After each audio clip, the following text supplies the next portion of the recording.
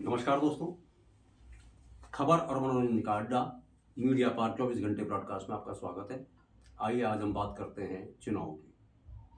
जी हाँ, हम चुनाव की बात कर रहे हैं जहां देश के प्रधानमंत्री और भारतीय जनता पार्टी के लोग एक नारा बुलंद किए हुए हैं, अब की बार 400 पार। तो 400 पार का नारा जिस तरीके से माननीय प्रधानमंत्री जी दे रहे हैं, या अमित शाह जी दे रहे हैं, या भाजपा के अन्य नेतागण दे रहे हैं, आप किस तरीके से आप 370 सीट भारतीय जनता पार्टी को दे सकते हैं या पूरे एनडीए गठबंधन को 400 प्लस दे सकते हैं, इसका आप खुद अंदाज़ा लगा सकते हैं कि जितना आपने कह दिया उतना सीट आपको किस प्रकार मिल सकता है।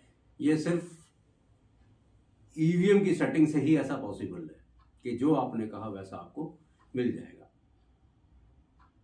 लगभग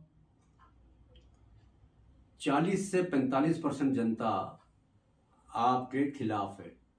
28% के लगभग 27 से 28% जो मुस्लिम आबादी है उसमें से 25% आपके खिलाफ है, जो आपसे नाराज चल रहे हैं कई सारे विषयों को लेकर। तो ऐसा कैसे हो सकता है कि इतनी नाराजगी के बावजूद नरेंद्र मोदी जी की सरकार 370 सीट ले आए। एक और चीज सामने देखने में आई है, राहुल गांधी की भारत जोड़ो न्याय यात्रा।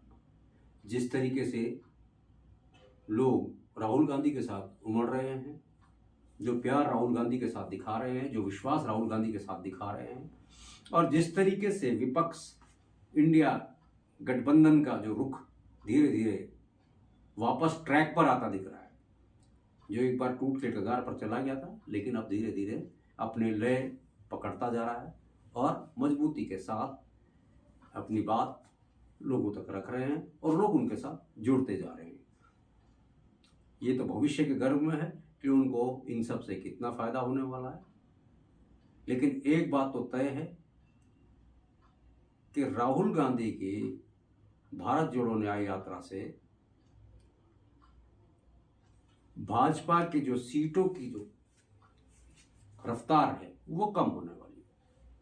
हम ये नहीं कहते कि भाजपा की सरकार नहीं बनेगी, भाजपा की सरकार बन सकती है, लेकिन 370 सीट के साथ नहीं। हमारा आकलन है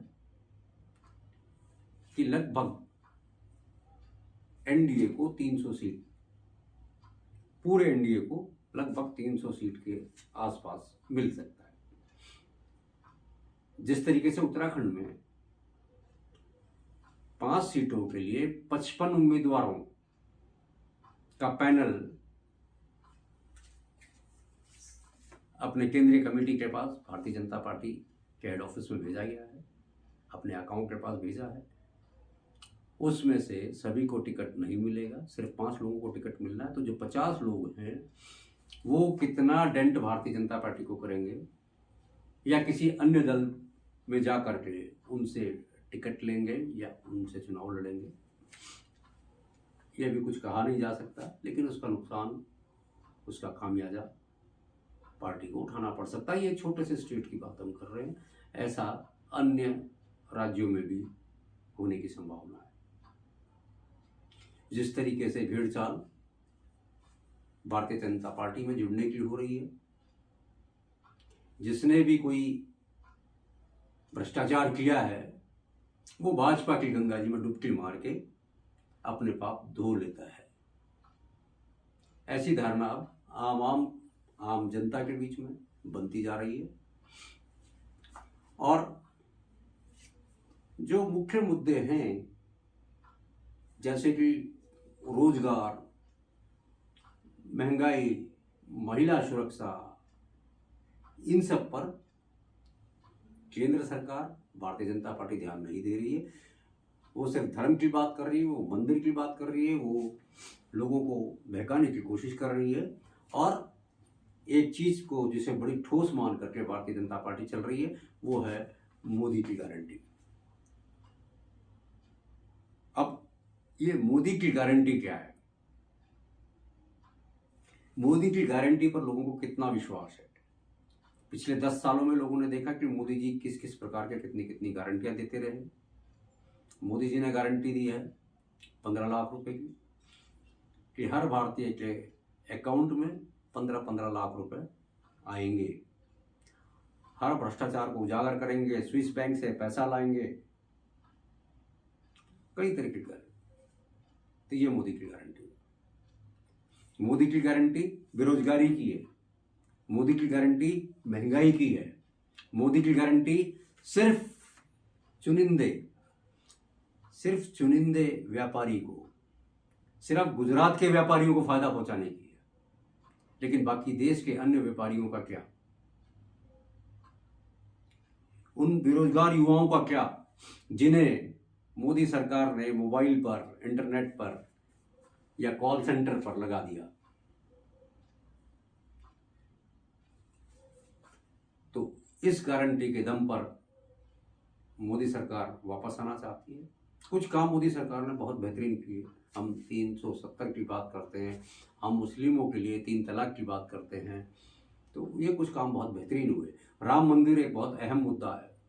राम मंदिर एक बढ़िया कदम है। भारतीय जनता पार्टी ने बहुत अच्छा काम किया। बरसों से पेंडिंग था ये मामला माननीय न्यायालय में, और न्यायालय के आदेश पर भारतीय जनता पार्टी ने नहीं बनाया। ये माननीय न्यायालय के आदेश पर तब बने हैं मंदिर। इस मामले को कोर्ट ने रिजॉल्व किया, तब मंदिर निर्माण का कार्य शुरू किया गया। लेकिन श्रेय लेने की होड़ है, और विपक्षी दलों को जिस जल्दबाजी में आधे अधूरे मंदिर पर शिलान्यास या प्राण प्रतिष्ठा जैसे कार्यक्रम किए गए, सिर्फ चुनावी फायदा लेने के लिए, तो ये एक विषय जनता के दिमाग में हो सकता है। हमारा काम है आम जन की बात, आम जन की समस्या, आम जन की भावनाएं सब तक अपने इस चैनल के माध्यम से पहुंचाएं, और डिसीजन आखिर में जनता का है। लेकिन जनता से दरख्वास्त है, आप अधिक से अधिक वोट करें, और किसी एक शख्स के नाम पर आप वोट देकर अपने क्षेत्र में कोई ऐसा प्रतिनिधि न लाएं जो पूरे 5 साल आपके क्षेत्र से लापता रहता हो, जो आपके क्षेत्र में कभी कोई काम करता ना हो, कोई फिल्म कलाकार, कोई क्रिकेटर जो कभी आता ही नहीं है आपके क्षेत्र में वापस जीतने के बाद। तो ऐसे लोगों को आप ना जिताएं। ऐसे लोगों को जिताएं जो कर्मठ हों, जो काम करने के लिए सक्षम हो, जिनके अंदर जज्बा हो, इच्छा शक्ति हो। सिर्फ ऐसे उम्मीदवारों को ही आप चुनाव में जिताइए, हमारी आपसे दरखास्त है। पार्टी विशेष का इसमें कोई रोल नहीं है, ठीक है। नरेंद्र मोदी जी अच्छा काम करते हैं, आप उनको वोट दीजिए। आपको लगता है कि नरेंद्र मोदी जी महंगाई को बढ़ा रहे हैं, उनसे आप सेटिस्फाइड नहीं हैं, तो आप विपक्ष को वोट दीजिए, आप राहुल गांधी को वोट दीजिए, किसी अन्य को वोट दीजिए। लेकिन जो भी वोट आप दें, ये पूरे 5 साल तक आपको भारी पड़ सकता है, इसका ध्यान अवश्य रखें।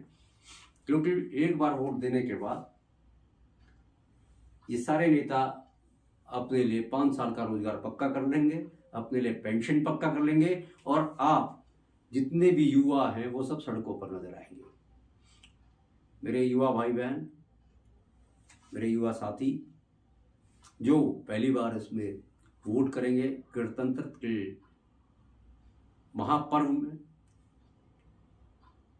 उनसे मेरा अनुरोध है विशेषकर, किसी के बहकावे में, किसी के कहने पर आने की बजाय आप सोच विचार कर, अपने घर की परिस्थिति देखकर, अपने आसपास का माहौल देखकर, रोजगार की स्थिति देखकर, महंगाई की स्थिति देखकर, सुरक्षा की स्थिति देखकर, उसके बाद ही आप अपने मतों का प्रयोग करें और अधिक से अधिक प्रयोग करें, औरों को भी प्रोत्साहित करें कि वोट अवश्य करें और फिर वोट की चोट भी करें, ताकि कोई भी सरकार, कोई भी नेता इस गलत फहमी में ना रहे कि हमने जनता को अपने हिसाब से बेवकूफ़ बना दिया और जब चाहे तब और जब तक चाहे तब तक हम उनको बेवकूफ़ बना सकते हैं। तो इस बात का अवश्य ख्याल रखें। तो जादू किसका कितना चलेगा? क्या इस बार भी शाइनिंग इंडिया की तरह भारतीय जनता पार्टी का हाल होगा? क्या इस बार भी जैसे उत्तराखंड में खंडूरी ही जरूरी का नारा दिया था और खंडूरी जी चुनाव हार गए थे, तो क्या ऐसा ही कुछ होने वाला है? लोगों की भावनाएं, लोगों की बातें, लोगों की वीडियो जो सोशल मीडिया पे चल रहा है, उन सबको देख करके लगता है कि विपक्ष का पलड़ा भारी दिन पर दिन होता जा रहा है। भले ही मोदी जी आज 10 लाख करोड़, 20 लाख करोड़ की घोषणा किसी राज्य में जाकर के कर दें, लेकिन कितनी परियोजनाएं आज तक 10 वर्षों में धरातल पर उतरी हैं किसी भी क्षेत्र में? हर 5 साल में उस योजना का नाम बदल करके और फिर उसकी राशि घोषित की जाती है, लेकिन पूरा वो कभी नहीं हो पाता। ये खाली मोदी सरकार की बात नहीं है, ऐसा कांग्रेस के टाइम पर भी होता रहा है।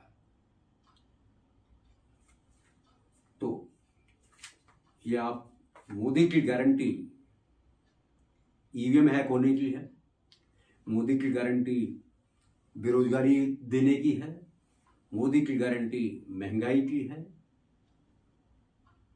किस चीज की गारंटी है? आप ये बताइए कि आपके जीवन में अपनी 1 सेकंड की गारंटी नहीं है, मोदी जी आपको गारंटी दे रहे हैं। किसानों के लिए आप गारंटी दे रहे हैं, आप ईडी की गारंटी दे रहे हैं, आप सीबीआई जांच की गारंटी दे रहे हैं, आप